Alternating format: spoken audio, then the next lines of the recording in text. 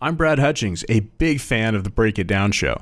Pete tells me that I just cracked the elite top 250 fans of the show, because Pete keeps careful track of these things. I'm here today to introduce Dr. Wilfred Reilly. He is an associate professor of political science at Kentucky State University. He holds a PhD in political science from Southern Illinois University. His research focuses on empirical testing of political claims, but that's enough from his Wikipedia page. His recent books, Hate Crime Hoax and Taboo, are must-reads for people who want to understand the most prominent social struggles of our day, but aren't comfortable with the dominant narratives. There's a reason you're not comfortable, that data doesn't back up the story. Will is a frequent guest on the Break It Down show. When he's not breaking it down with Pete A. Turner, you might catch him laying down the empirical truth with Tucker Carlson, Glenn Beck, and other TV and online personalities. Lately, he's been teasing some thoughts on picking a college and advice, a guide, if you will, for young men. I think these are excellent topics for the times, and I look forward to Will fleshing out his ideas on them. As California slowly opens up over the next 54 months, you will find me either participating in music comedy open mics in Orange County or setting up my own shows so that I can get stage time. My comedy predates my introduction to Will Riley, but definitely has an empirical influence. It was once described by my late friend and fellow comic Tito Boswell as usually degenerating into a TED Talk.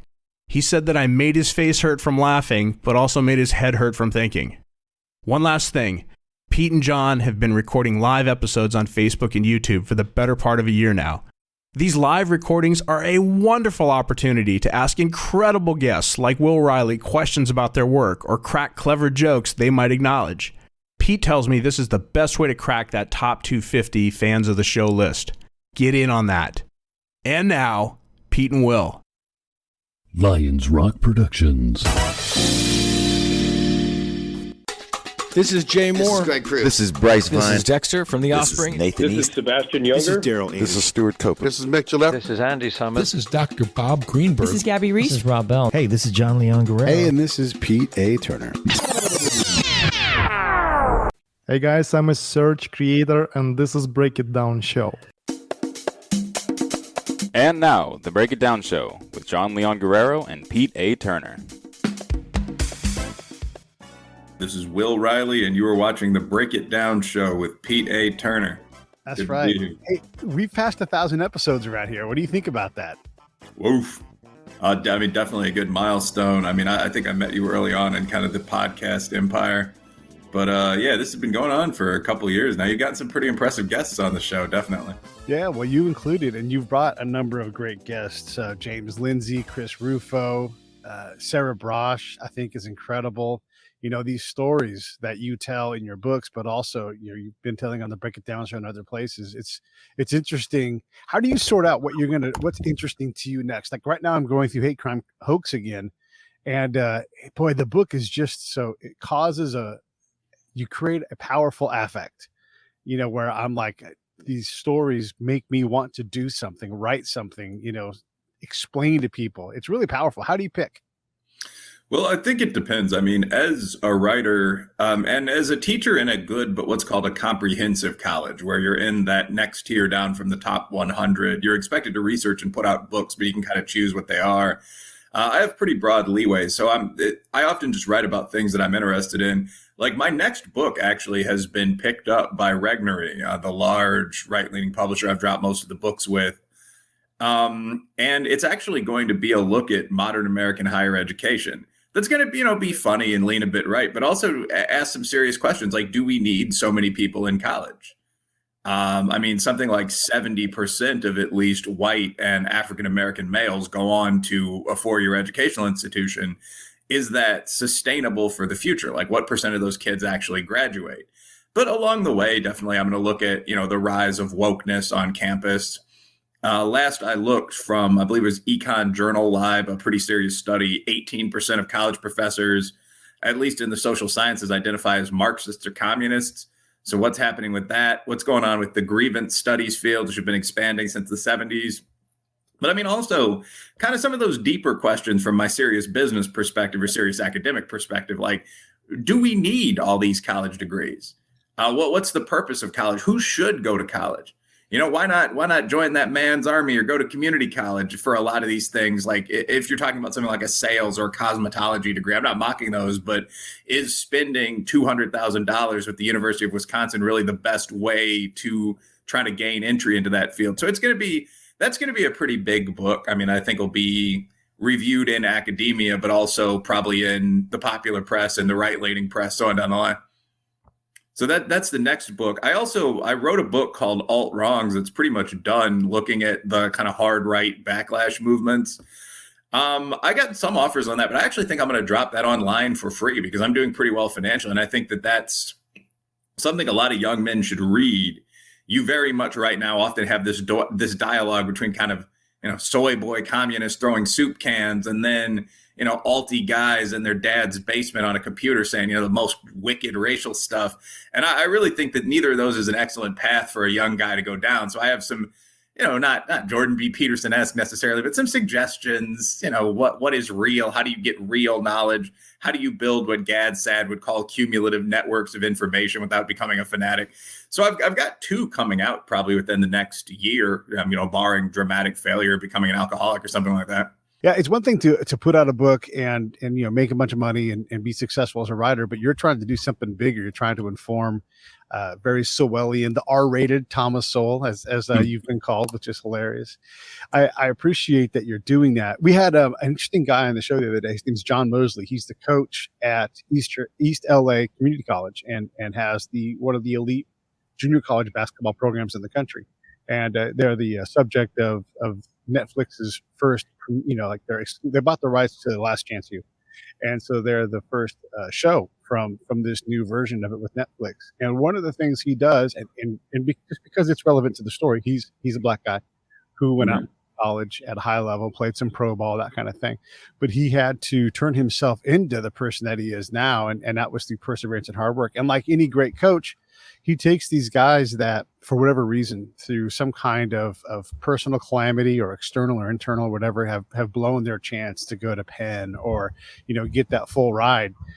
And one of the things he does is he believes in these guys and is relentless in his belief and in his ability to push them past what they thought was adversity and into the spot where championship level basketball is played. Mm-hmm. These kind of things are this is what young men specifically need in general. I mean, if you're not an elite basketball player, I don't know where you go to get this kind of guidance. But when these guys are quitting on themselves, Coach Mosley's like, "No, I'm not going to quit on you. I'm going to go out and talk to these corporations. I'm going to get you to the next level. I'm going to get you a scholarship. I'm going to introduce you to someone at Microsoft that I know." And he's constantly building this machine that turns undermotivated, under believing in themselves men into these championship level people that almost any business would want to hire, in an instant, just on potential alone. Yeah, it's a little more difficult when you get outside of sports. I think sports and the military are so often used as examples of, positively integrated male workplaces because they have goals that a lot of men, especially young men, can pretty easily identify with and train for. You're going to prepare to engage the enemy, or you're going to prepare to go out there on the ball field and compete for exactly 48 minutes, this type of thing. It is a little harder to find that kind of coach figure for regular life where you want to become a dentist or something like that. I mean, there aren't a lot of programs where there's someone, screaming at you, but productively about how to extract, lower left bicuspids or something like that.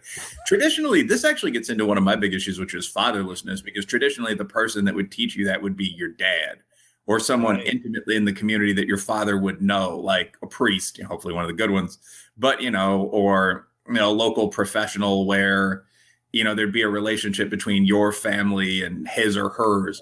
So one of the things actually when it comes to dealing with quote unquote hood kids, and I see this with white Appalachian kids too, is the low baseline, not of intelligence, but of skills. Like absent varsity training, and the military training is really useful along these same lines, by the way, but absent varsity training, absent a dad, you're not in college yet. It's tough for us to realize as literally grown-ass men, but you don't know how to do anything. Like, one of the arguments that really irritates me is this claim by, like, well-intentioned suburban liberals, like, people buy fast food because it's cheap. No, that's not true. Like the last time I went to Chick-fil-A, like a number one was $8.79 or whatever it was. It's a fine sandwich, but that's actually not all that cheap. People are comparing this mentally to Whole Foods or where they might shop as an upper class adult. But I mean, the reality is a 5-pound bag of jasmine rice and a 4-pound bag of beans cost combined like $6. The problem with making that into delicious refried beans and, lime rice and so on is that you have to know how to cook really well to do that. So that skill of cooking needs to be taught. And again, traditionally, who taught you that? Your mom, or maybe your father when it came to the grill or meats or something like that. And absent that healthy relationship, who teaches you now? But it's the same with anything else. Like I think we talked about this once before off the air. But when I started looking for jobs, I wanted to work. And actually, I'm a pretty hard worker. I had blue collar jobs throughout high school and college, but I didn't know how to get a job. So I actually just I was on the track team. I put on my running shoes and jogged up the road to the mall and just applied for a bunch of jobs. I would just walk in and say, hey, I'm Will Riley, athlete, local high school student at the local high school. Are you hiring? And because I did that, I did get some jobs, and they were things like, standing in Foot Locker in the referee outfit, talking to people. Right. But so from that, and again, you have to be fit enough to move 2 miles to do that. But from there, I learned, someone there told me, why didn't you just go in the classified ads? And I found out there are ads in the paper that list the top 200 jobs in an area. And from there, because this is, early OOs by this point, I realized that there was the internet and there was Craigslist, I believe it started up, and you could go there and look for jobs and so on down the line. But so there's a huge transition between your job application process being get in the car and let's drive up to the mall, and your job to the Long John Silver's or McDonald's or whatever, because they're hiring, but it's going to pay $7 an hour. And you're going to be emptying traps full of fish grease. Not that there's anything wrong with that. But as versus I'm going to go onto Craigslist and Monster and just put up a resume and I'm going to let 25 people a day call me. There's really no racial element to the second one. There might be a little bias in hiring, but not much. There's certainly no age element, whatever. It's just a matter of knowing how to do that. So I think that that's one of the most important things we can teach people, especially young men. The guy who's able to do that is going to have 30 times the work opportunities as the guy who's just running down the street with a resume in his hand.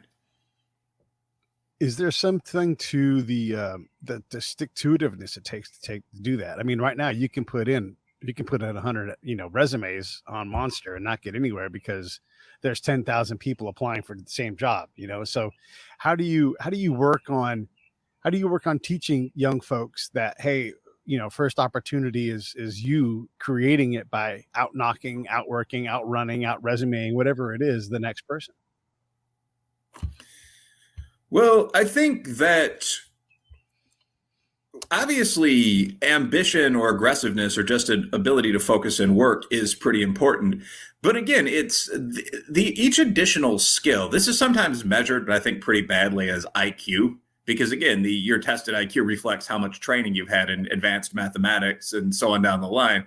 But each level of skill improves your chances of success. So obviously, if you are the most aggressive of the guys that are just jogging down the road to the mall, which I probably was, you'll get a job. And it'll be a non-abusive job in a fun retail environment, but the job will pay $8 an hour. And then if you are able to access, if you can afford to subscribe to the local newspaper or whatever, and you can access the top 200 jobs in your area, again, aggression will predict how many of those you apply to, but there's a cap of 200. And then if you go into, the internet world, and sure, it's slow and boring, but you apply for 20,000 jobs, you have a much better chance, again, at almost an order of magnitude higher of landing a good one. So this, again, is one of the things that I say all the time, which is sort of be multivariate as an adult person. It's good to be aggressive, but it's also good to be trained. It's also good to be smart. And none of those things by itself predicts 100% of where you're going to end up in life. So I think that's the point. But the more skills you have, or the more virtues, for want of a better word, you have to bring to the table, probably the better you're going to do as a person. One of the things we've kind of talked about on the show, and we've sort of bounced around the topic here, is this. We had Dan Crenshaw on the show. You joined me with that show. That was great. And he talks about this victim status that people seem to aspire to. And I would say that you need an antonym for aspire, because you're sort of devaluing yourself. And one of the things I love to say, and I've put it on Facebook a couple of times, because it's a dilemma for the left. But I believe in Black people. I believe in people in general that can go out and they can outwork their problems. So in the military and on sports, football, and those kind of things, you have to play up to a standard. You don't want to let anybody else down. You're pushing yourself to be a better player. I mean, Michael Jordan is considered even better than he was because he elevated his team. Dan Marino did this. He'd look at a guy and be like, he would telekinetically, go, hey, I'm going to throw you this ball, right? And so all of these things require an uplifting. We always talk about all boats, rise at the tide. And if we're all aspiring to be a better person, if we're all aspiring to not let each other down, isn't that who wants to be a victim in this case? Like, who wants to be? Yeah, I got really into Laura Ingalls Wilder's writing, and I was reading, everything, like the things that she wrote, the things that wrote about her, and this libertarian idea that she has. Yeah, and yet there's some government help in there. But here is a lady who had to make it on her own. Her mom and her family had to make it on their own. They had to go out and do the vast majority of the work. What makes this victim status? I want to turn myself into this micro group so that you guys can appreciate how hard it is for me. What makes that palatable for people? Well, I think that there are different, just as, the old joke is in high school and other jocks and nerds and quote unquote freaks and so on. I think there are different groups in society that have different kind of hierarchies in terms of what they value. So we're talking about competitive, mostly males in kind of the business world. Like, how do you get the best job in sales? How would you do in the army? How do athletics play into this and so on? And I don't think in any of those worlds being a victim is especially highly praised. I don't think you see a lot of hate crime hoaxes in the U.S. Marines, for example, because I don't really think it would be taken all that seriously if someone said, I was beaten up because of my ethnicity and was unable to effectively defend myself, and I have no way to identify who did it. I don't necessarily think that would be a good way to move up in rank or to avoid teasing or something like that. So, I'm sure there are serious sexual assaults and so on that are reported in that environment, but victimization itself doesn't have cachet. But there are other sectors of society, like modern higher education, where there very definitely is an advantage that attaches to being a victim. And this gets into some of the stuff we've talked about before. Where we've discussed, we had a whole episode once on Dr. Kendi's books, if I recall correctly. Right. Yeah. Yeah. And his argument is that any failure, like any gap between groups where one group underperforms, has to be due to racial prejudice, essentially. The only other option is some kind of genetic inferiority that we don't even want to discuss. And something that comes out of that I don't think a lot of people automatically understand is that this means it's good to be losing to some extent. If you are on the losing side of a gap in performance between two groups, you must be being oppressed. And the logical flip side of that is that if you're doing well, you must, to some extent, be the oppressor. This is what, by the way, what makes it so weird and ambiguous when you see well-intentioned left-wing people talk about Jews and Asians, because it's obvious on one hand that these are victimized minorities. We love our Jewish and Asian countrymen, but they lead the nation in hate crimes annually. They're these small, successful minorities that everyone picks for robberies. It's obvious they're suffering a great deal. But on the other hand, they're rich. So if you accept the Kendi formulation, that means that they must somehow be oppressing someone. Who are they oppressing? The African-American guys they live in the same hood neighborhood with? It doesn't make sense, but it has to be if you're a religious believer in this stuff. So one of the things you've seen is people in this environment where victimization, i.e. having a cherished defeated status, is a source of power, falsely claiming victimization. One of the wildest things that I learned writing Hate Crime Hoax, and I think that most other people that look at this, there's an entire website, www.fakehatecrimes.org, completely different set of cases from my own. Not every single one, but an entirely different data set. But if you look at their work or at mine, one of the things you find is that almost half the cases on the website originate on a college or senior high school campus or grad school campus, something like that. So a huge majority of them come out of this hyper woke student environment. And I don't think that's a coincidence. And this ties into a lot of other phenomena. Like when you look at the number of kids identifying, not even just as trans, but as something like non-binary demi-queer, or the number of people advocating, for example, for being overweight as kind of a condition of oppression, the fat rights movement. This is an entire field of academic study now, more than 9 departments, I believe. All this stuff, like the identification of mental illness to the point where traditionally considered fairly mild conditions like ADHD are in Twitter bios and so on. There has to be, to some extent, an element of people saying, well, I'm not just a well-adjusted middle-class white person from Cleveland. I, too, have some kind of oppressed victim identity. And I don't even hate on these people this much. There's an element of protective coloration to that, right? Like if you're on a college campus where regularly at a major seminar, someone will say, we're going to let all these students of color and people with a non-normative identity speak first, you can either sit and wait your turn for 2 hours, or you can say, well, as a demi-queer, overweight, bisexual, Jewish woman, I too can speak. And so I do think there are whole sectors of society where you see people focusing on how hurt they are or how defeated they are rather than how victorious they are, because that is a source of power. And this ties even into history. I mean, the people that would traditionally have been considered glorious conquerors, like we assume that all humans are, fairly bad and predatory to a roughly equal degree until pretty recently, following the era of genuine racism. But I mean, so there's traditionally been some respect for people, Pizarro, Genghis Khan, whatever, whether this is justified or not, who are able to fight well, beat other warriors, and dominate large areas of society. So now that has fallen out of fashion, you see instead perhaps people idealizing the opposite, who can be the softest, the kindest, the most hurt person. And again, that's something that goes on in a world very different from the world in a barracks, but it's a world that exists.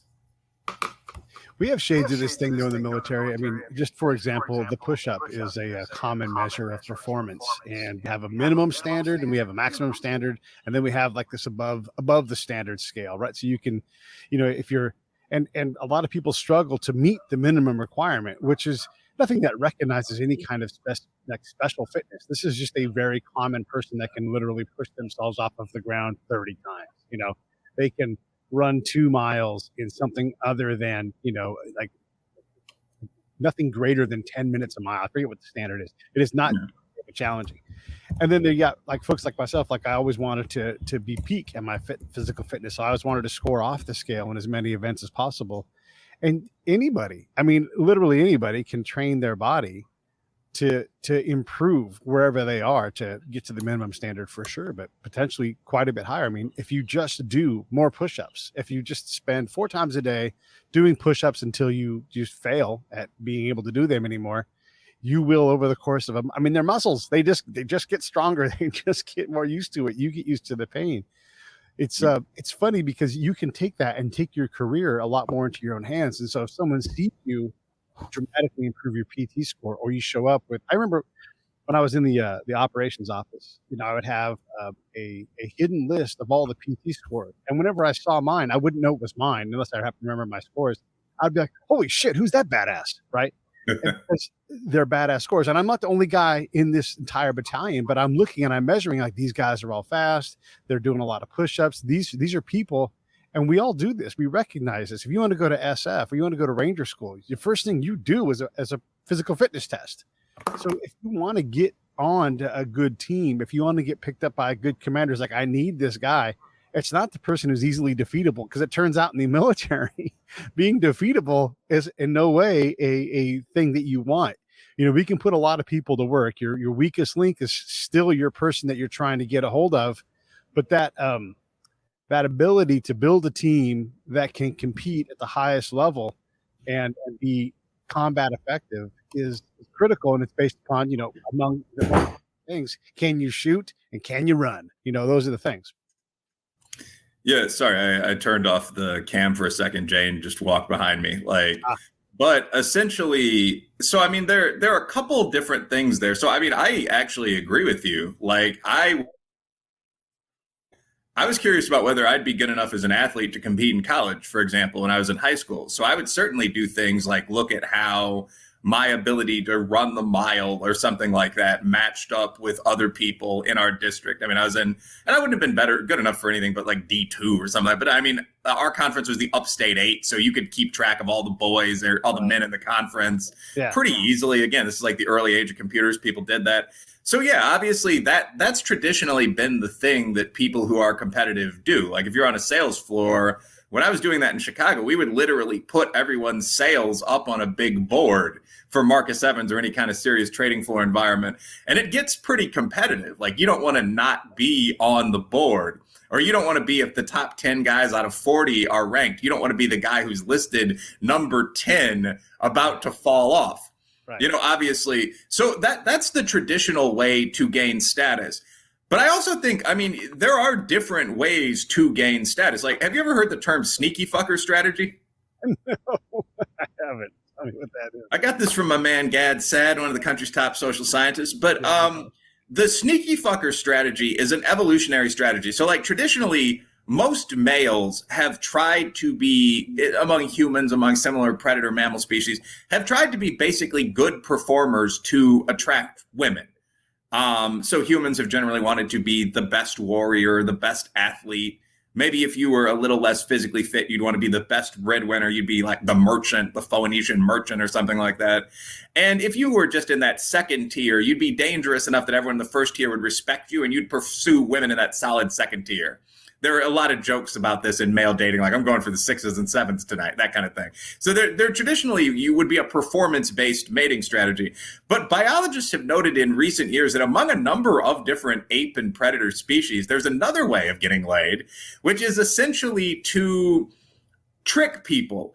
To, like, orangutans, for example, are notorious rapists, which we don't need to get into. But more often, for example, there are species where males can mimic females and essentially sneak off with the female once or twice a week and then produce children, which the alpha male will raise as his.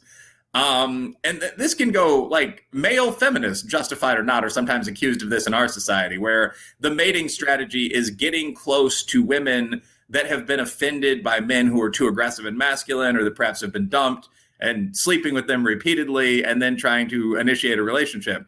So I think that to some extent, we're seeing a sneaky fucker strategy when it comes to obtaining power with a lot of this woke stuff. So if you have to compete to obtain power, if the people that get into college are the people with the highest SAT scores, who would all be Asian or Jewish, cough. I mean, great respect for those people. But in fact, the white and black guys arguing about this would not be in the top 1,000. But if the people that get into Harvard are just the people with the best SAT scores in the country, then everyone has to compete to get the best SAT score in the country. There's no other practical, logical way of getting into Harvard. Right. But the SF alternative, let's call it, is to use some kind of woke opt-out from the competition instead. So then you have a sideline of people competing to perform the highest on the woke opt-out. So if you can convince Harvard that because of the terrible oppression that being a bisexual woman involves, Jane, you're free to walk past, by the way, if you want to. But if you can convince Harvard that the terrible oppression of being a bisexual woman is so awful that you deserve 200 additional points on the boards when those are calculated, you've just gained an advantage that would require thousands, probably tens of thousands of hours of study. So in a sense, you've competed very well, quote unquote, evolutionarily.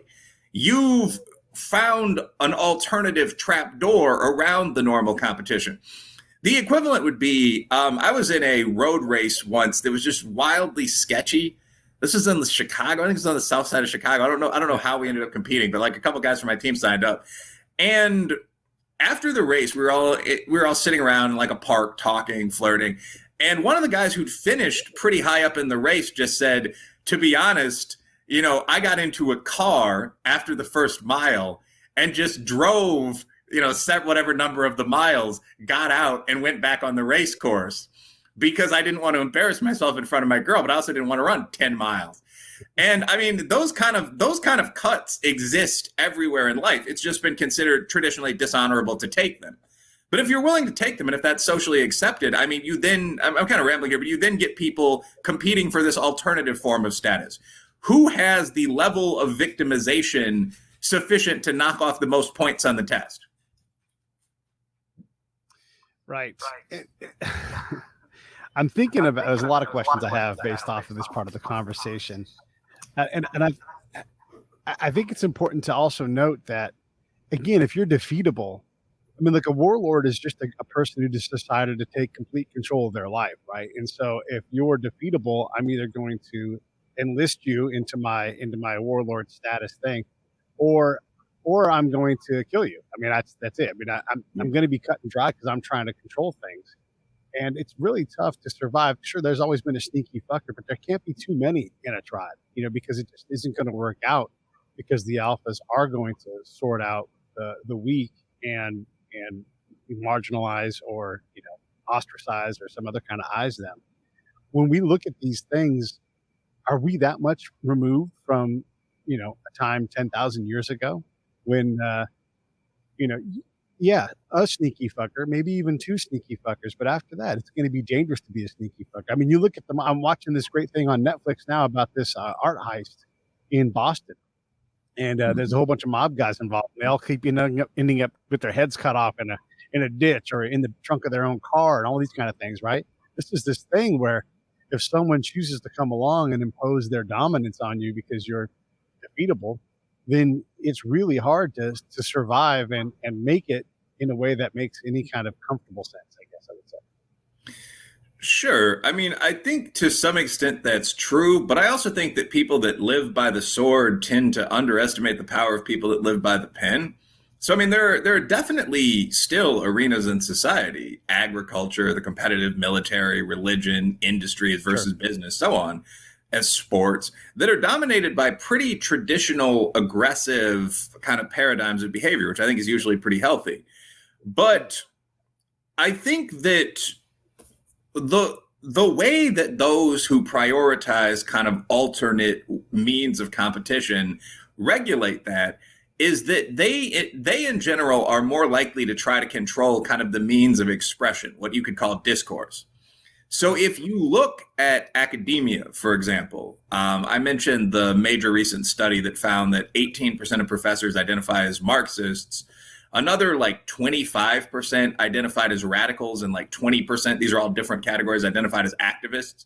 So people that believe that our society is in some way deeply screwed up, and that don't maybe like face-to-face physical competition and fighting, very often move into arenas where, for example, you can teach other people's kids how to believe and how to behave.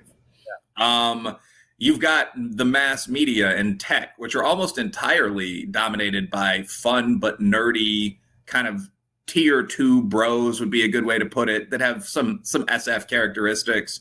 And again, if someone's talking that you don't like, if you look at a lot of things that have recently happened, you can just remove them. I mean, so like yesterday on Twitter, there was James O'Keefe, who's the founder of Project Veritas, and who is, like him or not, a bro, a funny guy, has been doing this entire set of penetrations, no pun intended, of mainstream media, where like he sent his guys into CNN to apply as interns or whatever, and they recorded these incredible interviews from like top 50 people in CNN saying things like climate change is going to be our new made-up COVID crisis. Not, of course, that COVID was entirely made up, although it certainly was exaggerated originally. But I mean, that's a quote. Matt Getz, we're going to try to get him. We're going to run every negative story on him because he's a prominent, fairly high-ranking, very conservative Republican. I mean, this is all on video. You can find it easily online just by Googling Project Veritas. So, like, the next day, O'Keefe is entirely removed from Twitter. It's the rare permanent ban. And like, you've been in the military, I've been in big business. Like, we know what this is. They're slapping the guy down. He's lost rank. It's obvious what happened. But the excuse given was he had an alt account. Like, apparently there were different accounts for Project Veritas that you could track to one IP. And again, that doesn't even mean anything. Were they using Hootsuite? Did they have like a router in a shared house? It's just meaningless nonsense, in my opinion. Yeah. But he's completely gone. So if some funny ex-athlete exposes your network as a bunch of hacks, do they ever get to talk again? It's not cutting off at his head, but it's definitely sewing his mouth shut, if you want to put that in, classic competitive terms. Another sector would be the NGO sector, where if you want money, if you're in higher education, if you're in much of business, if you want a grant, again, the people that control those money flows tend to be very much on that political left and very much in that urban, lower upper class, again, kind of SFE category of persons. So I think what you see is the nerd jock competition probably goes back to the merchants versus the soldiers in Sparta. There's nothing wrong with it inherently, but this is the format of it that you see today, where the jock types, the athletes and industrialists and so on have risen to never before expected levels of money and prominence. But the people that would perhaps prefer a different strategy of life now control the tools that let you talk. So it's interesting. And I mean, people say these things like, well, I don't care, I'll just go to Gab, but there's a major difference. Like, people that have been deplatformed by these kind of sneaky little guys, frankly, Donald Trump, Milo Yiannopoulos, whatever you might think of him, Louis Farrakhan, for that matter, on the black guy side, the original Libertarian Party page, those guys are just gone.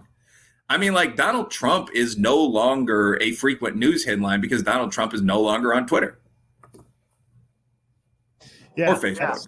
That's also, I'm no longer on Twitter. I'm not officially banned, but I made a joke about Zachary Taylor back when someone, I forget who the congressperson was, but when she tried to drop files or papers of impeachment on Joe Biden, and I'm like, this has just got to stop. If you get, next thing you know, someone's going to come after Zachary Taylor. And he's gonna, punch you in the mouth by proxy. This Zachary Taylor getting impeached would cause one of his minions to go out and punch him in the mouth. Apparently, that was inciting violence, even though Zachary Taylor's been dead since 1850. And so I put this and said, "This is clearly a joke." And then they said, "No, it wasn't. You can appeal." So I appealed again, and then I've just been stuck in this spin cycle. And I ultimately don't care. It's Twitter. Who cares about that? But you're right. Like, here's something where there's all kinds of comedians that have said way more dangerous things. There's been journalists that have said demonstratively dangerous, insightful, horrible things about races of people and everything. And they're encouraged to be on there. And I guess also I read an interesting paper or article today in the New York Times. And all of these institutions have compromised their integrity so completely that I go into this reading like, okay, what is this going to be? And it's by Andrea Williams, and she talks, it's called We Have No Right to Destroy Them. And it talks about the emergence of Jackie Robinson as a major league player and how the major league teams went in and just basically turned all of these black players who wanted to come, turn them into free agents. It's the first form of free agency. But you could also turn that around and say all of the Negro League teams that were in the business of making money with black players also didn't and weren't able to make an agreement with the major leagues. And so you're holding a group of people to a standard that no business would take. Like if IBM recognized a pocket of 1,000 people who would dramatically improve their team, their product, and they have no agreement other than to make one with the person that they want to hire, why would they go to somebody else and make it more expensive for them? Like, there's no business that would do that, but we hold these impossible standards on people that are dead. And we don't get anywhere with this, right? So we have this mess of canceling people, doxing people. There's all kinds of things on you on the internet where it's like, what's his race? Because they want to assign you a belief system and everything. And it's like, stop doing these things and ask Will what he's about. Ask Pete what he's about. Because I'm going to tell you, I believe in you. I believe in your ability to outwork problems. In the U.S., you can be severely autistic and still be marketable for the right kind of job. That's not common in the world. That's not common at all. So we have to figure these things out. Will popped out, so I'm going to freestyle here for a second. If you're watching the show, we have new shirts out, by the way, and you see that streaming across the bottom of the screen. And they are new shirts. I think you'll like them. If you want them in general, you can go to breakitdownshow.com and you can grab those shirts. Make sure that, look, and also there are the links for Will's books. There's Hate Crime Hoax, which I'm reading again right now, which rocketed to the top of the Amazon charts. Congratulations. Welcome back, Will.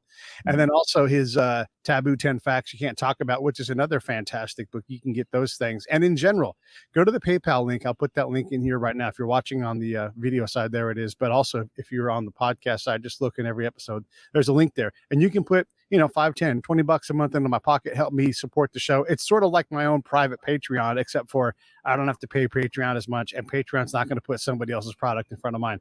So if you want to, it's like, let's cut the middleman out. Let's disintermediate Patreon and just help Pete by going to the PayPal link there. I was going into the whole thing about the the New York Times article about the Negro Leagues and how they bled talent into the majors because there was no business agreement. And whether that was right or wrong, there was no business agreement. These are businesses. They didn't have the foresight to have a contract. They weren't able to take people to court, and players who were at a lower level were able to play at a higher level.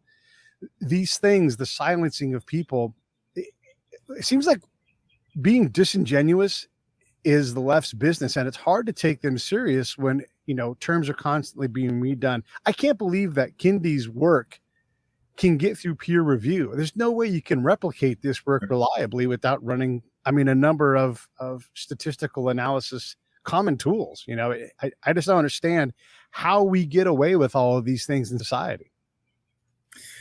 Yeah, well, a couple of things. First of all, very little of Kindy's work goes through peer review, I would speculate. I wrote a book that was much more methodologically focused, and except for the Hate Crime Hoax graphic itself, which I discussed with the National Association of Scholars for a pretty major piece, that wasn't peer reviewed, so I can't imagine that Kindy's for a pure popular press would be.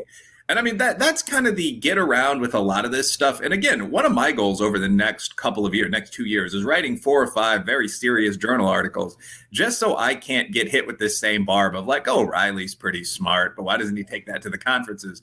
First of all, I do, but that's a legitimate argument on both sides of the debate. So, okay, I'll do this to show I'm pretty good still. But Kindy's sociology, from all I've heard, is pretty solid. But the stuff like the only cause of a gap is racism, that I guarantee you that's never been to like the ASA annual conference. So that's the short answer there. But yeah, when it comes to the redefinition of words, I think this is a major problem. I think politicians on all sides engage in this, but I think it's been a characteristic of the left going back almost to Foucault and Marcuse. And we've seen some just wildly ridiculous examples lately, like when it came to court packing. The other day, so the Democrats openly want to pack the Supreme Court. Right. There's legislation being proposed that would change the number of justices on the court from 9 to 13.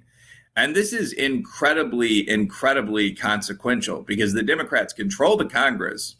And technically speaking, they control the Senate. The only hope is that Joe Manchin or maybe Kamala Harris won't do something absolutely crazy.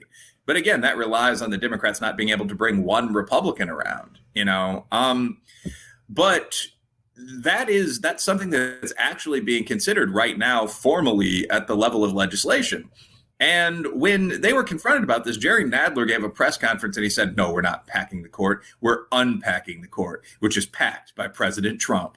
And what they're trying to do is confuse successfully winning a Supreme Court nomination and appointment session, i.e. Brett Kavanaugh, where there was some contestation, where he was accused of sexual harassment and this sort of thing.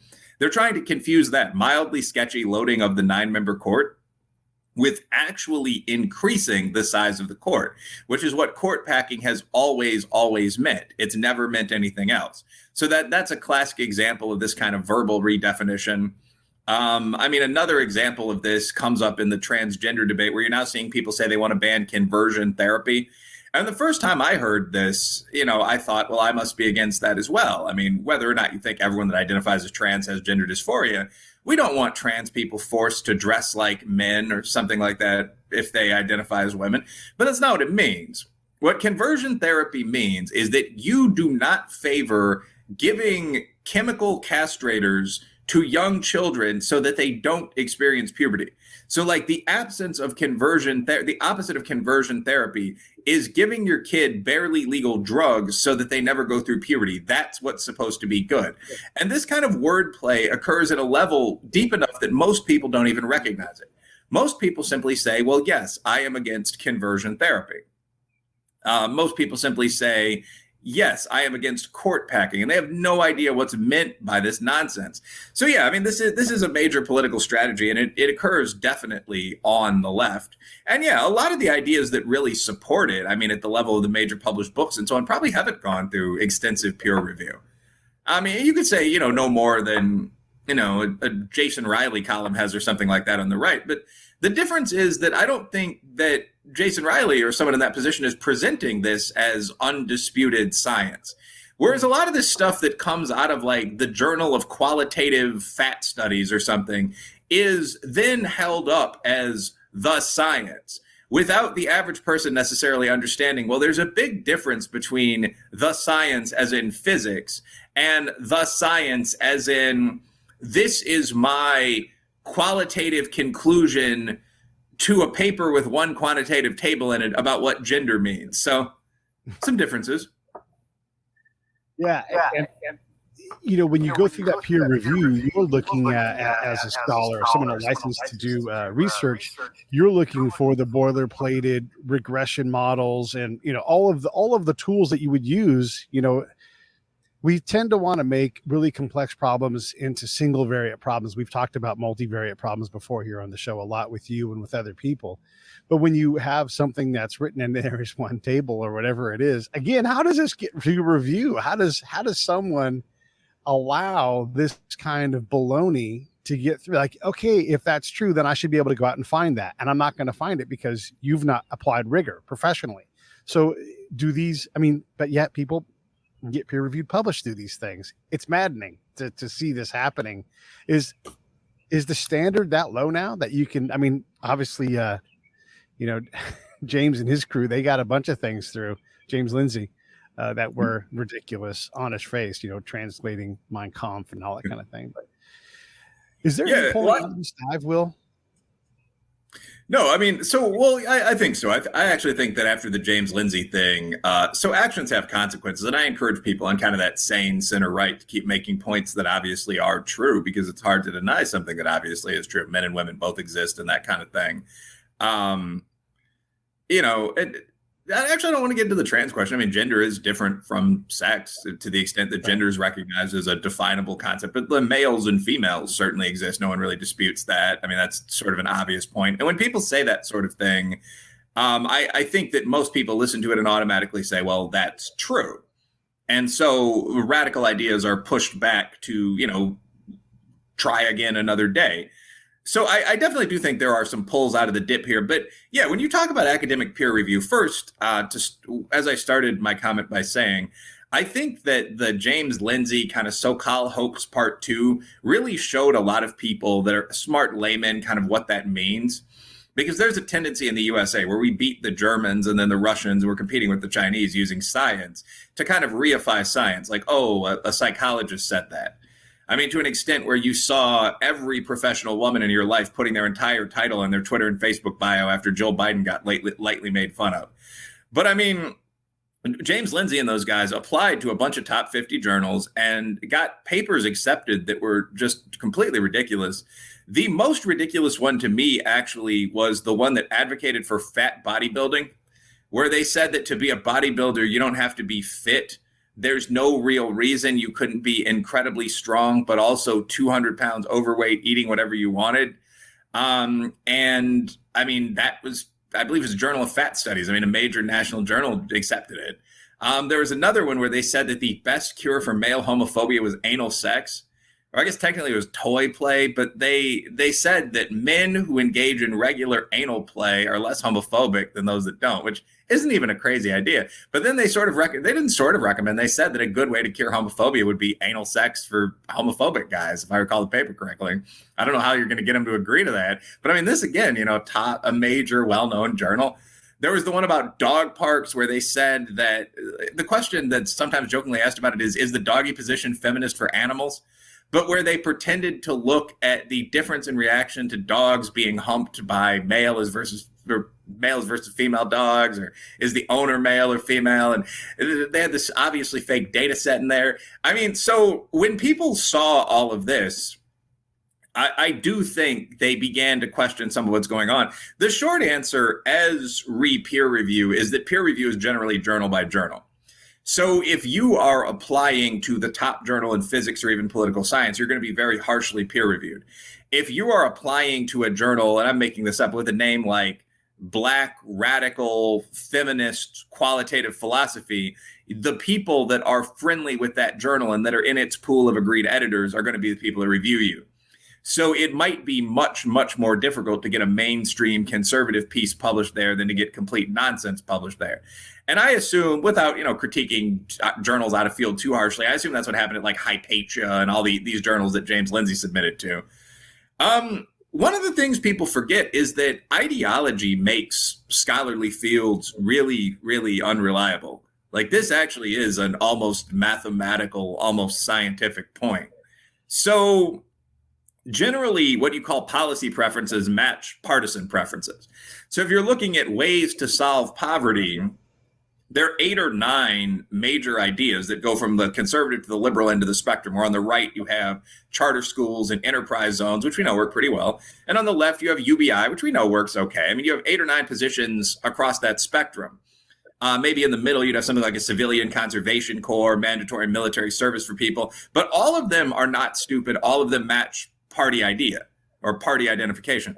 The problem with fields like sociology, where 97% of people are on the radical left, is that 97% of people can agree with the radical left like policy preference that's rejected by almost everyone in mainstream society.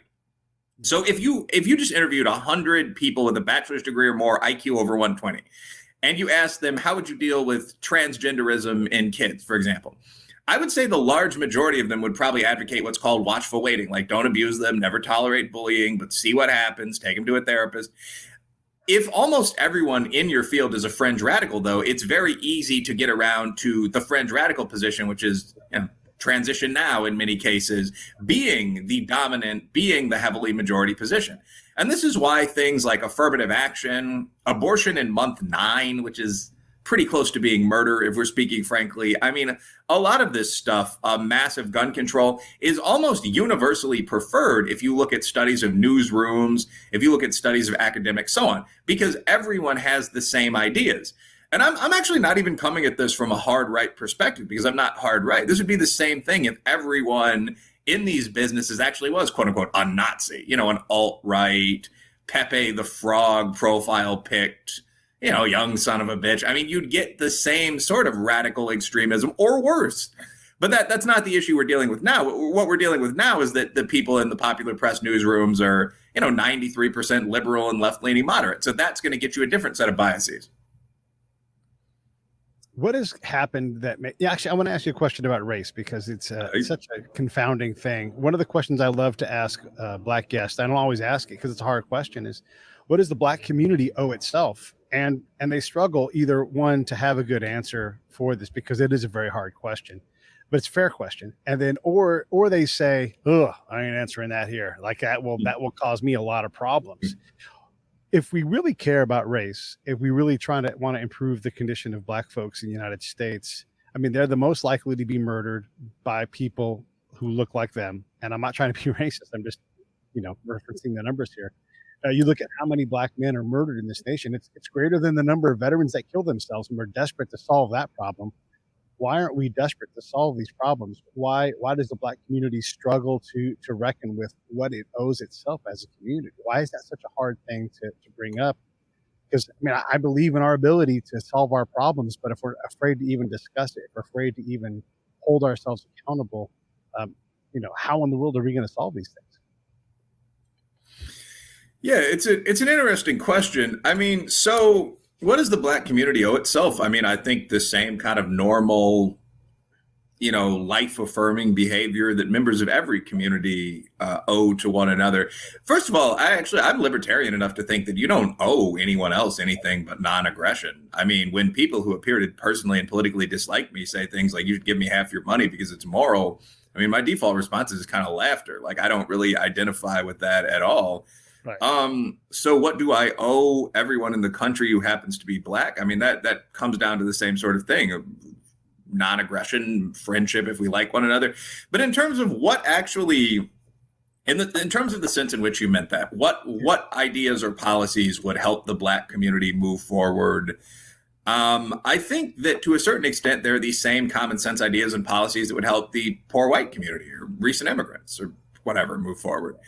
I think that in general, the lower the crime is in an area, the easier it is for people to live there. And I mean, there are obvious things like more diverse police officers, i.e. like more officers, but a diverse range of them in Black areas that reduce crime. I think that the better you perform in educational environments, the more likely you are to be successful as a group. And again, there are things there like the development of study culture, which has been a problem for Black people and for Southern whites, by the way, through the charter schools that have been really, really successful at fixing that problem in Black communities. So I don't think there's anything that's unique to Black people who are now average Black household, which is generally one person and maybe a kid, income over $45,000 per year. I mean, I don't think that most Black people are desperately struggling, but looking at the issues that exist like crime, fatherlessness, and academic struggles, and taking real steps to fix those is what the Black community owes itself. I think right now the racism conversation is almost a distraction. So there are two different things going on at once. One, racism exists, but two, it doesn't have much to do with most modern problems. So if you talk to an intelligent sociologist like my guy Rod Graham online, or any of the people he goes back and forth with on Twitter and other social media, and even some of my buddies, Angel Eduardo, Javier Bonilla, I mean, one thing that you'll normally hear is, well, look, we still do the audit studies, and we find that 8% of people or whatever it is express racist attitudes. So, for example, you are slightly but definitely less likely to get a call back if you have a Black name on your resume than if you have a white name. The study I usually cite as a political scientist is that they did a really good version of the work for, vote for question over at, I think, Pew Research recently. And they found that 8% of people, fully 8%, wouldn't vote for a Black person for president, with all these caveats, like they're wildly qualified, they're a member of your political party, like just a measure of pure racism. And it's an easy step from taking that to, as Ibram Kendi does, saying, well, that obviously explains all the gaps we're seeing. Let's work on fixing racism, and then we'll talk to you about everything else. But everything else won't exist because racism will be fixed. The problem with this, though, is that if you look deeper, it doesn't make a ton of sense.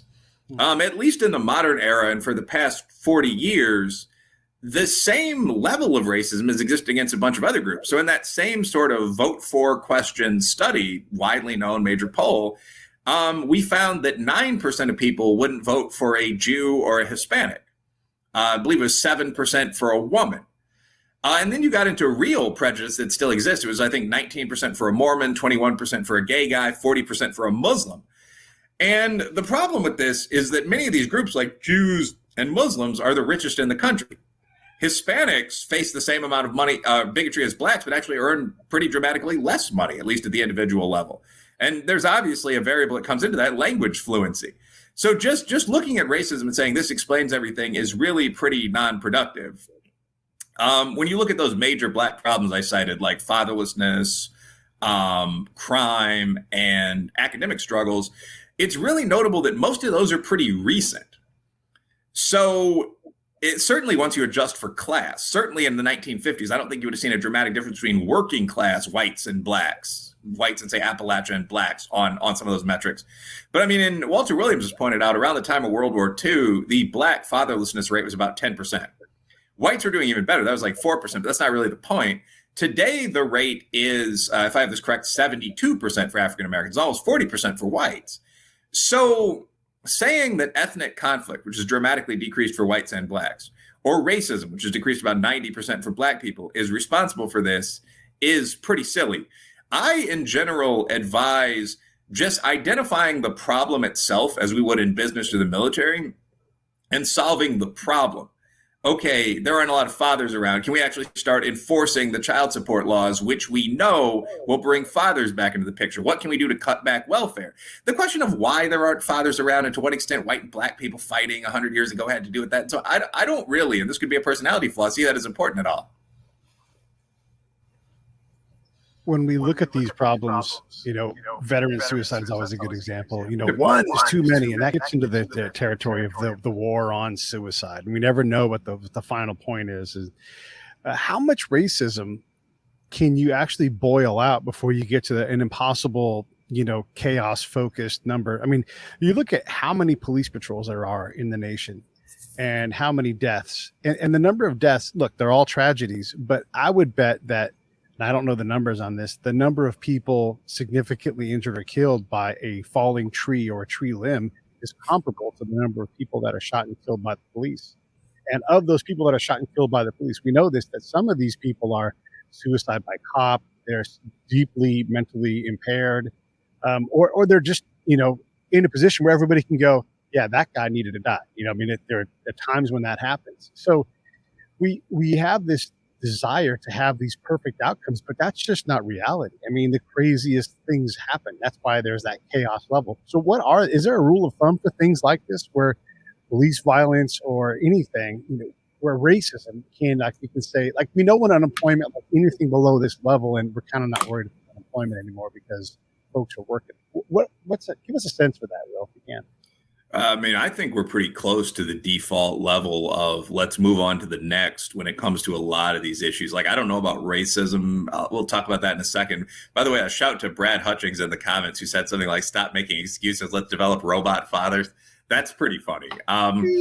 The interesting thing is we don't yet know how some of these things will work in 100 years. I mean, I don't see any reason that gene splicing technology couldn't make humans more or less aggressive or make young mothers more or less likely to take care of their kids, for example. I mean, I would have no problem using those technologies to promote the traditional human virtues, for example.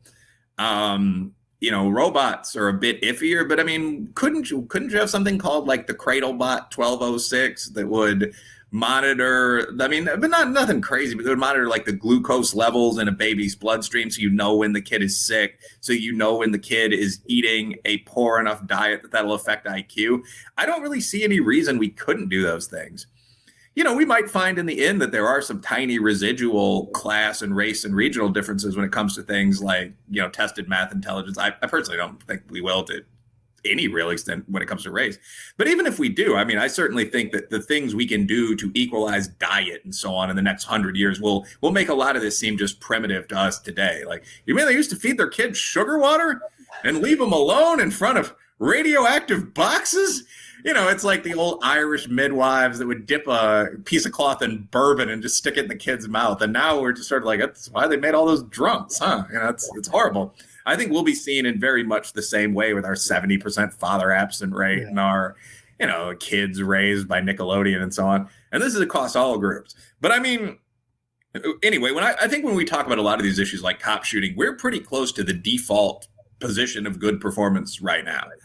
There are at minimum 35 million police patrols that involve a stop in a typical year in the USA. That's probably closer to 60 million stops, by the way. I see that the figure I often use was identified by someone in law enforcement patrols with a stop, so you can have two stops.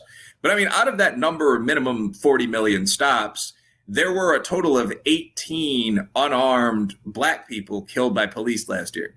And I don't see why we need to racialize this. There was a total of a bit under 100 people, huge white and Hispanic majority.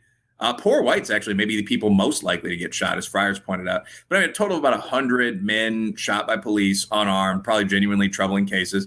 Now, I personally think all 50 or whatever cops involved in that should at least face a trial, should at least be, in most cases, probably fired as officers. No reason if you can fight well enough, there's no reason to shoot an unarmed man 18 times, in my opinion. You might disagree coming from combat situations. But that's not a massive issue. We need to be able to say that in a country of 350 million people. You're talking about, if you take the full 100 figure and you view them all as unjustified, which probably isn't the case, you're talking about a 1 in 350,000 per patrol, per cycle for the officers chance of being killed if you're just a guy minding your own business. That's a tiny, tiny infinitesimal chance. That's on par with being struck by lightning. So when people say we need to rip the system down, we need to institutionally dismantle policing. We saw Congresswoman Rashida Tlaib say some things like this. The closing line of her tweet was, "It's just not fixable." It's not even broken. I think that there's not a massive issue there. One of the things that I will say, having grown up in the hood, spent a lot of time, decent amount of time traveling, a lot of time in competitive business. I mean, you obviously were a military man. There's a tendency among people that haven't competed to assume that the default for things is utopia. This is that golden age bullshit. Like, this is that Rousseau idea that, like, before we set up governments and militaries, people were these quote unquote noble savages living under trees, drinking ice cold water, eating acorn bread. And the reality is that we were naked savages hunting wild pigs with sharp sticks. I mean, it was like the camping trip from hell. You could never settle down. Warriors from the other tribe could jump out of the bush at any time, take all the women in your band. I mean, so this has never, ever been true, but it's still to this day, this golden age fantasy of before we developed, capitalism, whiteness, a sense of unified blackness, countries, flags, whatever BS things were perfect. No, they weren't. They were worse. They were a lot worse. But it's that idea that when we look at something like an 8% rate of racism at the level of the work for, vote for question, like at the level of these classic measurements of bigotry, that means we've almost got the problem licked. It doesn't mean that we are too far away from the normal level of zero. The normal level of racism for humans is probably 100%. Like, everyone would be skeptical of the tribe over the hill that wears the color red instead of green if it weren't for our social conditioning and interracial dating and so on. So what's a figure for measured racism where we can relax maybe 5%? But to some extent, we're just making it up. Like, 8% is not all that bad. My threshold for age. I mean, I would imagine as you get older, you become more tolerant and less worried about that kind of thing. I mean, maybe. Well, actually, I think you become more racist as you get older. Like, I think my understanding is you're more comfortable with the races you grew up with, which would be like whites and blacks.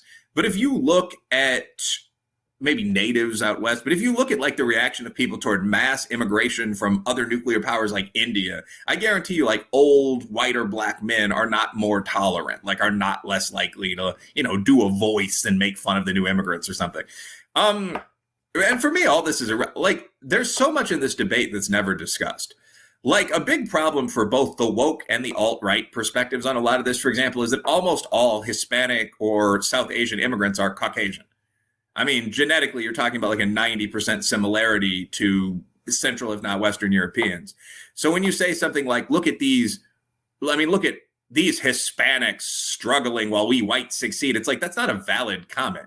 You can't say something like whites do well, but Afghans don't. None of this is racial. None of this is genetic. The vast majority of this stuff, let's say, ties into questions of culture, background, tribe, so on. But I think when it comes to, just like one point, when it comes to moderating the effect of tribalism so that our cops no longer shoot every Irishman they see, or most people are willing to date interracially, I think we're doing pretty well.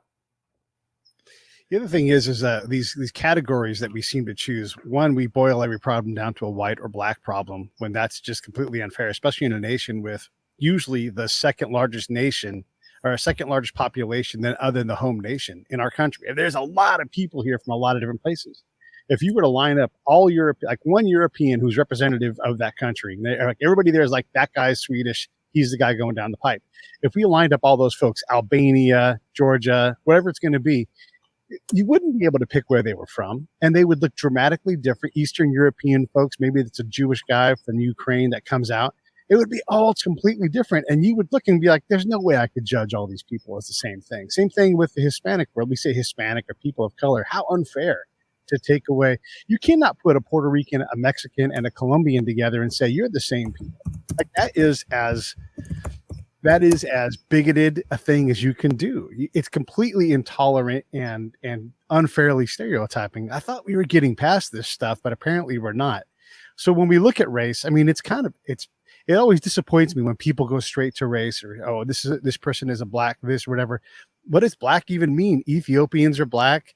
Western Europeans are black. Sudanese people are black. And if you put them in the same situation, they're going to be people. They're not going to be just black, Yeah. Now, I will say that there's an interesting conversation here, because, I mean, talking to some of the genomics people for Taboo, I mean, there very definitely are human haplotype groups that we can logically call races. I mean, if you go to the 23andMe website, you'll see, I think there are 56 regional populations that are very recognizable, like Slavs, that break down into 4 or 5 larger groups that differ maybe 2 or 3% in terms of those characteristics that vary with race at all. So, I mean, a larger group would be West Asian Caucasians, or what we think of as Arabs and Turks and the like. European Caucasians are whites. West African Bantu are actually about 85% of the blacks, if I have that correct, and so on down the line. So, I mean, it's certainly, like, you can say that someone is of West African Bantu descent, and I do think that's meaningful. The issue with a lot of this, so like when you say Mexicans, Colombians, and Puerto Ricans aren't the same people, that's actually an interesting and obvious point, because I mean, the average Mexican guy is mestizo, I mean, white and native. The average Colombian guy is just white, and the average Puerto Rican guy is black to some extent. I mean, 50% or so African descent. What's interesting, though, is that if you look at like Wikipedia's list of racial groups by household income, they all do almost identically in the USA.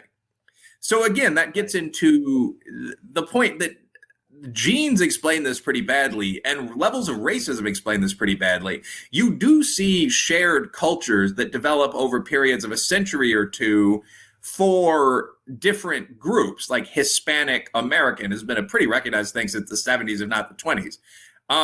The question to some extent is, how do you change the variables that input on those cultures to be wonky? Like, to me, the obvious cause of black and poor white fatherlessness is just welfare.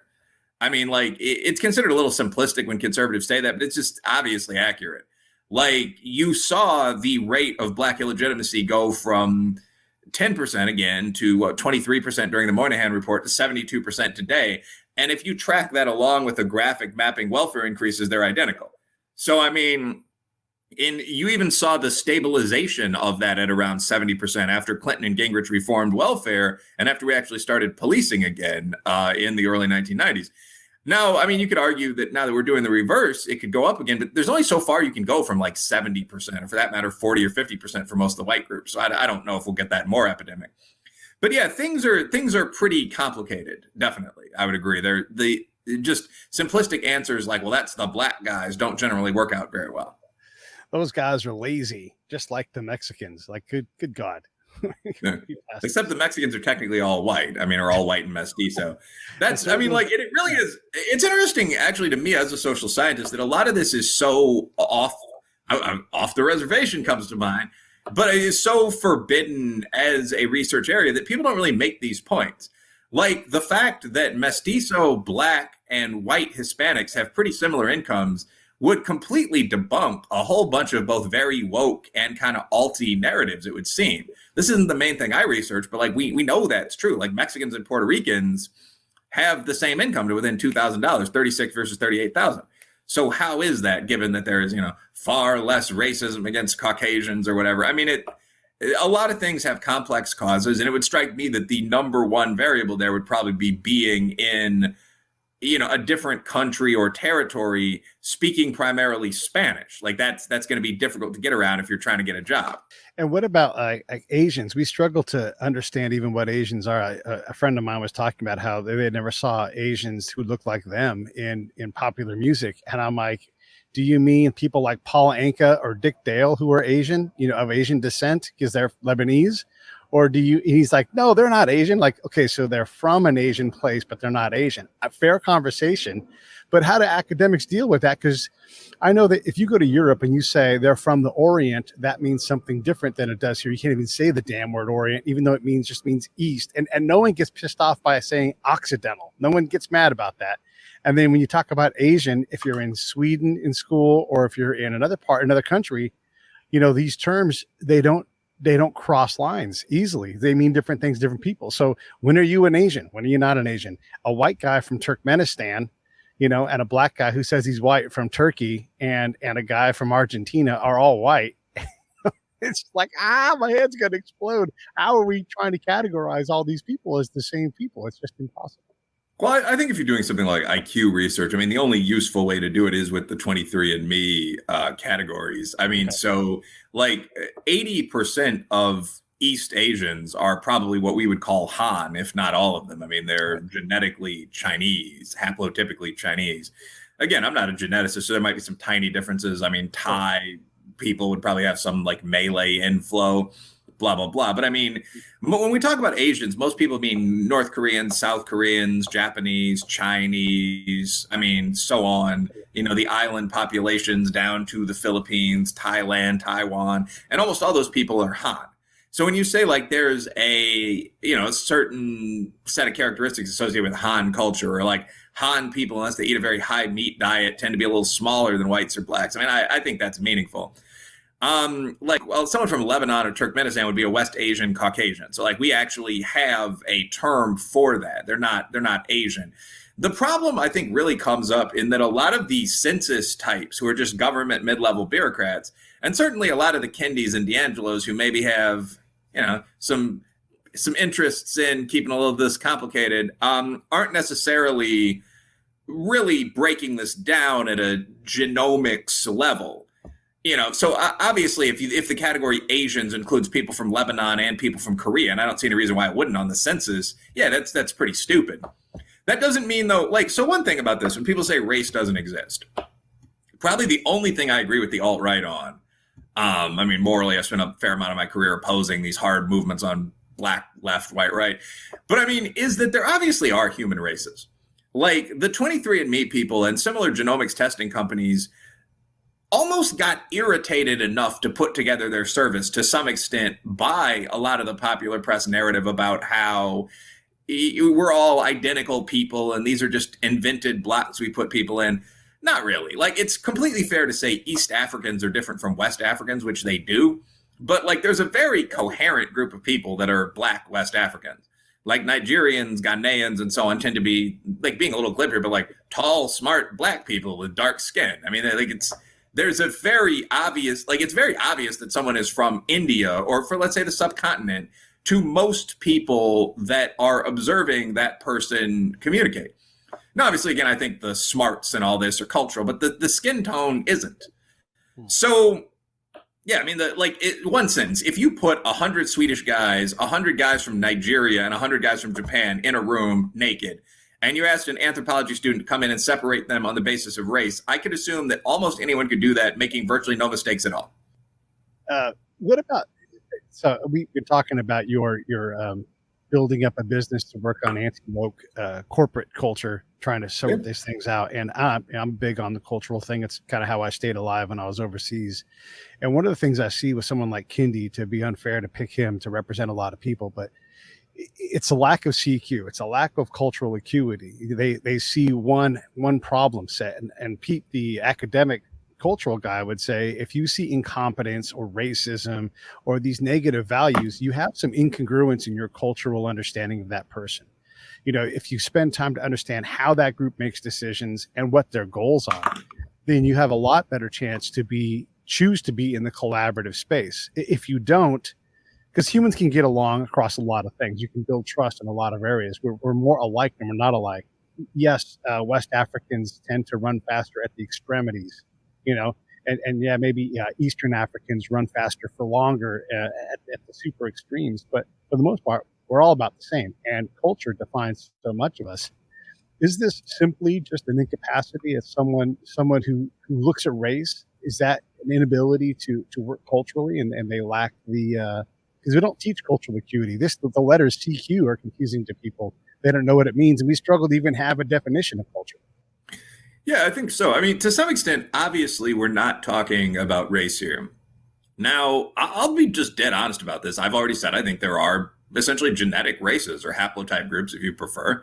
I don't think telling a Han guy from a West African guy would be difficult for anybody. And it's an entirely legitimate sector of research, whether there are small but real, for example, IQ or foot speed differences among groups.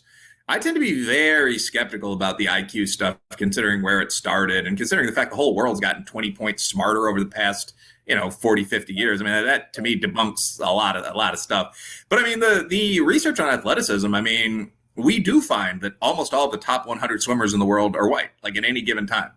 And I mean, you find that the large civilized white societies evolved literally around the Mid-World Sea, the Mediterranean Sea. That is not a surprising finding. Whites also, by the way, seem to have, I don't know if this is supported in the genetics literature, but seem to hold almost all of the records for kind of spear chucking like upper body strength and tossing ability. If you look at who the pitchers are, the quarterbacks are, the javelin throwers are. So that's interesting. Yeah. And I mean, again, that's kind of what you would expect if one group ran a little slower than another. I mean, they'd have to get meat somehow. But moving from the theoretical to the real, I mean, you know, of the top 100 sprinting times in the world, I think 98 are held by black guys, a couple white Britishers on there. And they're all black men of West African descent. I mean, Islanders, Jamaicans, Nigerians, Americans, Canadians. Again, the marathon times, the top 100, I mean, are majority, not all, but East African. You got a few Prefontaines in there, but I mean, it's mostly guys from Ethiopia, Kenya, Somalia, the Puntlands. So again, I think race obviously exists. There are some small differences, but the massive overriding impact of culture is clearly more important. I mean, going back to that figure about the mestizo guy, the white guy, and the black guy having the same income and speaking the same language, like that level of educational training and that linguistic background is going to impact you a lot more than any minuscule racial differences between them. Like they're all Hispanic, quote unquote, and they all make equal amounts of money. So clearly we're talking about culture. We're not talking about race in the real haplotypic sense. The idea of, are we culturally poorly trained? I think I just went on the longer section for the first part than I expected to, so keep this quick. But I do think that a lot of modern social scientists, especially on the left, tend to be pretty univariate, meaning they look at only one thing. So the almost a total explanation in modern sociology for black problems is racism. And when they move to poor white problems, they say classism. Okay, the obvious question there is, why are there 400% differences in income between different white and black groups? Like all the different white groups are white, and they all have the full range of social classes within them. But if you go from Jews to Appalachians, you're reducing average income by 75 or 78%. So why? Why do these white groups, who often look almost indistinguishable, say an Englishman from an Appalachian guy, differ so dramatically in terms of every variable you could imagine? And the reality is what we call culturalism.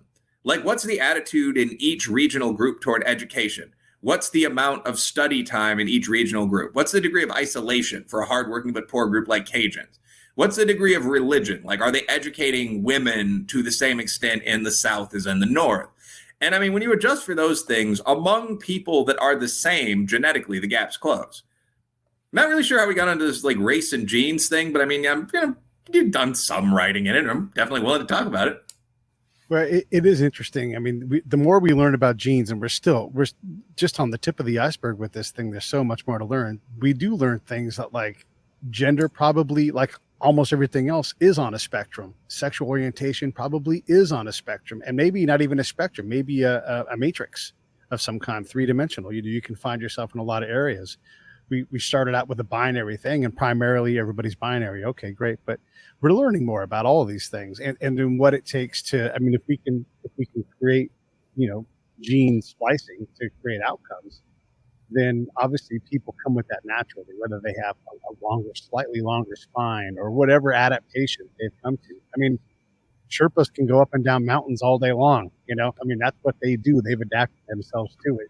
Is someone else trained to do it? Sure. But I think person for person, you're probably going to struggle to beat that population at that because they have adapted. And I mean, we can see that across a lot of different things. So I'm comfortable talking about genes and how much more of an impact they have on performance, at least at the extremities, not in the middle where we all kind of gather. Anyhow, enough about all that stuff. What else do you want to talk about before we wrap it up?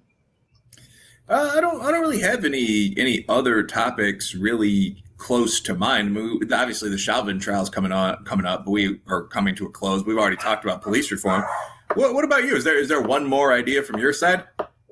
Well, I've been reading Hate Crime Hoax again, and good call. You're more and more accurate with what you wrote. It's just going more and more crazy. And again, if we're not going to hold people accountable, whether they're, we'll just call them rioters at all, we're not going to hold those folks accountable. If we're not going to hold hate crime hoaxers accountable, how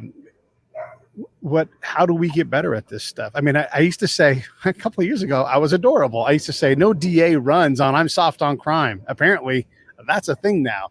And that's going to cause a reaction. And I would like a reaction to stick within our rule of law structure and our ability to vote.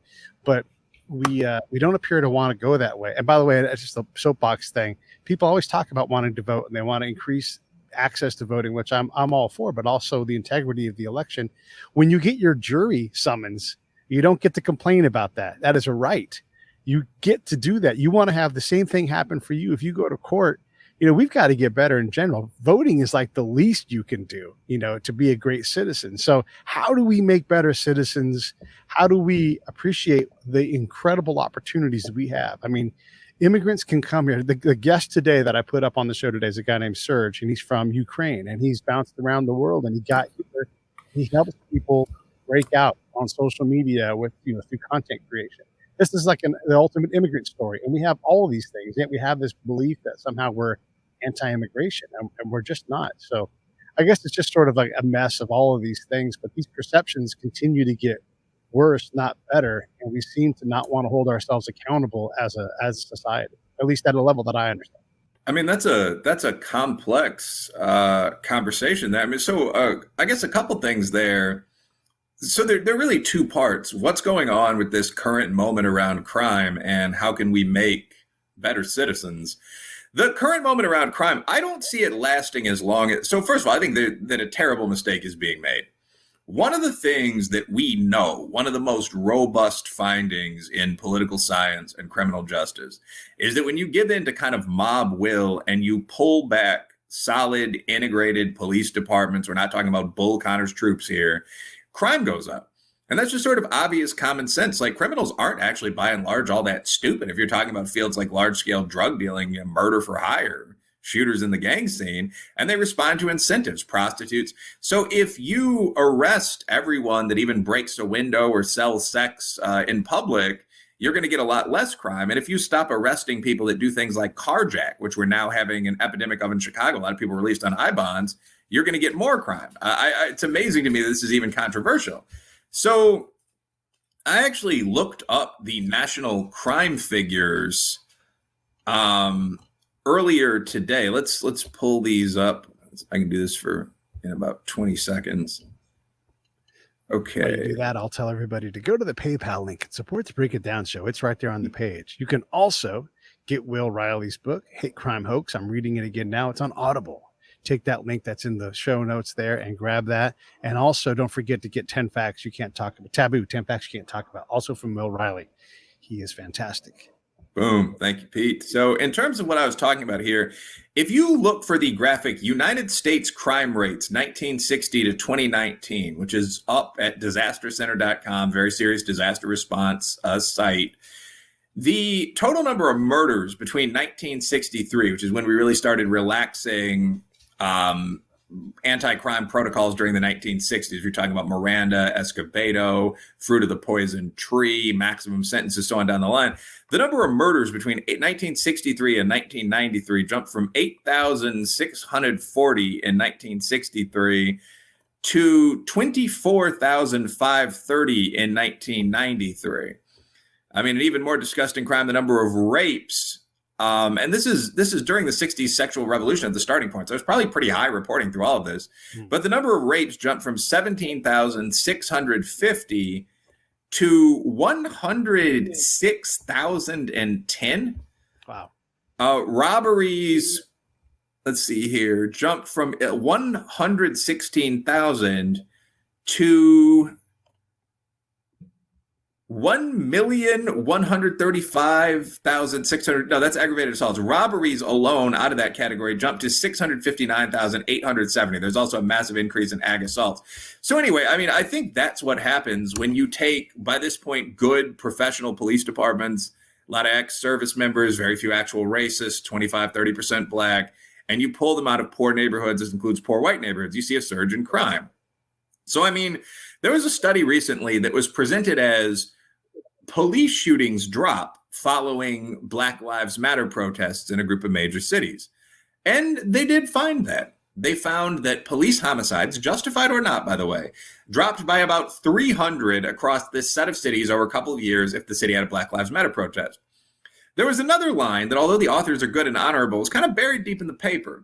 And that was that murders, just regular ass murders, rose by 6,000 in the same cities. And that's almost exactly the murder surge we saw last year, which was by about 5,000 murders. So, I mean, I think when you get these DAs coming in there and saying we're going to do the next generation of criminal justice reform, because we already have Miranda rights, we already have the Escobedo extension, we already have fruit of the poison tree, we already have the sentencing grid.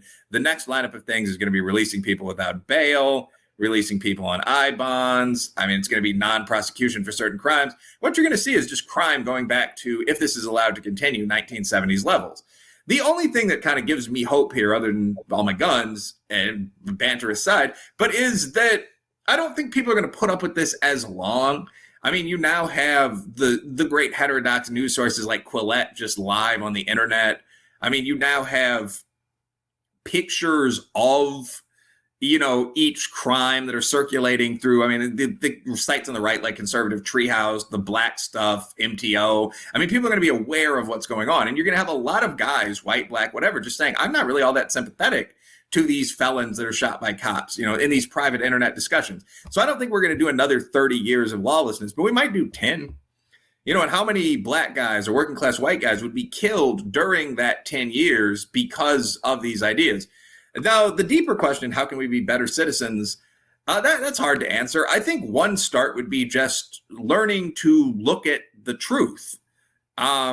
You know, questioning the media, seeking out real information in the library and so on down the line. I can't imagine that having a bad result. But that, which I always encourage people to do when I talk, is one of the best ways to counter some of the nonsense that we've been describing. How do you know there aren't 10,000 people a year killed by the police? Because you read. Yeah. And you need to know how to do research methods, and you learn what BS looks like. Well, listen, it's Friday. I don't want to work you any harder than this. You've been awesome. I always love having you on and having these rangy conversations. I hope everybody else can appreciate that. For sure, go support Will. Look, if you get Hate Crime Hoax, you're going to love that book. It's on Audible. That's how I listen to it when I'm rowing. You can get that there. And then again, Taboo, there's so many things in these books that you just want to I want to know more about this. I want to know more about that. It's really great. I'm glad that you got the new book about to come out and the one following that. Everybody support Will. And he's not hard to find on social media. So if you want to yell at him and tell him he's wrong, you can always go on Twitter, Facebook, and all those places.